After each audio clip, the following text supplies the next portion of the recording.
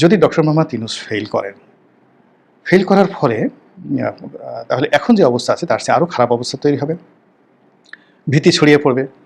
এবং এখন এই আন্দোলনের সঙ্গে যারা সম্পৃক্ত তারা সহ এই উপদেষ্টা মণ্ডলীতে যারা আছেন, ইনক্লুডিং ডক্টর মোহাম্মদ ইউনূস, তার সঙ্গে সঙ্গে মার্কিন দূতাবাস, পশ্চিমারা যারা খুব লাফালাফি করছেন তাকে নিয়ে, সবাই বাংলাদেশে বিপদে পড়বেন, মারাত্মক বিপদে পড়বেন। এবং এই বিপদের অনেকগুলো গন্ধ আমরা দেখতে পাচ্ছি। এর কারণ হলো ফিলিস্তিন পরিস্থিতি নিয়ে মানে যাকে বলা হয় ইসরায়েল, ইরান এবং তুরস্কের যে সম্পর্ক এবং আমেরিকার সম্পর্ক, এরকম একটা সন্ধিক্ষণে গিয়ে পৌঁছে গেছে যে সেখানে লেবাননে ইসরায়েলের নৃশংস হত্যাকাণ্ড, সেখানে হামাস প্রধান এর আগে ইসমাইল হানিয়া মারা গিয়ে তারা মেরে ফেলেছেন। তারপর যে হিজবুল্লাহর প্রধান হাসান নাসরুল্লাহকে তারা মেরে ফেলেছে, ইসরায়েল মেরে ফেলেছে। এবং এখন সবাই ভয় পাচ্ছে যে ইরানের যে ধর্মীয় নেতা আয়াতুল্লাহ আলী খামেনি, তাকে হত্যার নীল নকশা নিয়ে ইসরায়েল এগুচ্ছে। এখন এই অবস্থাতে রাশিয়া এবং ইরান, এই দুটো পরাশক্তির কোনো উপায় নেই যাকে বলা হয় ইসরায়েল আক্রমণ করা ছাড়া। তাদেরকে যদি বেঁচে থাকতে হয়, টিকে থাকতে হয়, শুধুমাত্র হুমকি ধামকি দিয়ে টিকে থাকা চলবে না, তাদেরকে এবার সরাসরি আক্রমণে যেতে হবে এবং সেই প্রস্তুতি নিয়ে তারা এগোচ্ছে। এটি গেল এক। আর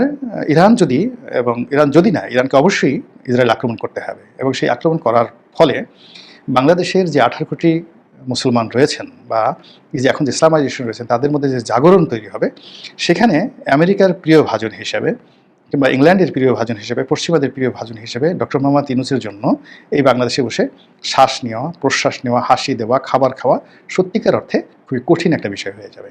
কাজেই ডক্টর মোহাম্মদ ইউনূসকে সমর্থন দেওয়াটা এই মুহূর্তে বিএনপির জন্য কতটা যাকে বলা হয় সুবিধাজনক হবে এবং এটি আখেরে মানে শেষ অবধি তাদের জন্য ইতিবাচক হবে কিনা, এই বিষয়গুলো নিয়ে তাকে কিন্তু সিদ্ধান্ত নিতে হচ্ছে এবং ঘন্টায় ঘন্টায় দিনে দিনে 10-12 বার করে তাকে কিন্তু সিদ্ধান্ত পরিবর্তন হচ্ছে।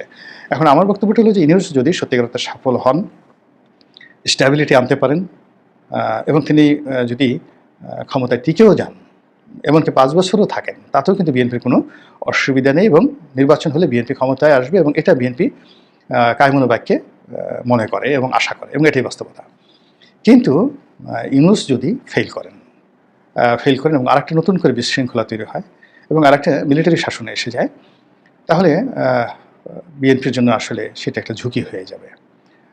এই কারণ হলো জামাতের জন্য ঝুঁকি হয়ে যাবে। কারণ হলো গত এই কয়েক মাসে প্রশাসন, সিভিল অ্যাডমিনিস্ট্রেশন, মিলিটারি থেকে শুরু করে বিভিন্ন জনপদে যে সকল অভিযোগের পাহাড় জমেছে, সবই কিন্তু এই বিএনপি এবং জামাতের যারা নেতাকর্মী রয়েছেন, কারো মদদে রয়েছে, কারো অংশগ্রহণে রয়েছে, বা দেখা গেল কারো প্রভাবের কারণে এই ঘটনাগুলো ঘটেছে। শিক্ষা প্রতিষ্ঠান থেকে শুরু করে সচিবালয় থেকে শুরু করে দেবালয় থেকে শুরু করে শিক্ষালয় থেকে শুরু করে আরও অনেক জায়গাতে।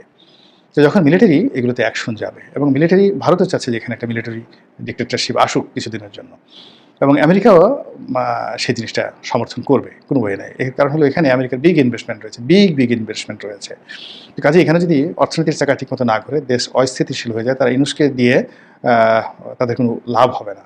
বরং তারা ইউনূস সাহেবের চাইতে অনেক অনেক প্রিয় মানুষকে, তাদের একদম কাছের মানুষকে তারা কিন্তু বিভিন্ন সময়টাতে তারা একদম ম্যানেজ করে দিয়েছে এবং কোনো কোনো ক্ষেত্রে এমন অবস্থা হয়েছে জাস্ট আততায়ী হিসেবে তাদেরকে অ্যাসাসিনেশনের মতো ঘটনা কিন্তু আমেরিকা করেছে।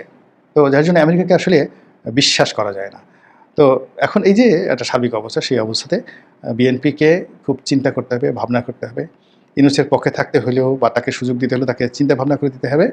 আর যদি ইউনূসের বিরোধিতা করতে হয় তাও খুব শক্তভাবে করতে হবে। কারণ হলো বিএনপি সৃষ্টি হওয়ার পর এখন যে জটিল সময়, এরকম জটিল সময়ের মধ্যে আর কখনই বিএনপি পড়েনি। আল্লাহ আমাদের সবাইকে হেদায়েত দান করুন এবং হেফাজত করুন। আসসালামু আলাইকুম ওয়া রাহমাতুল্লাহি ওয়া বারাকাতুহু।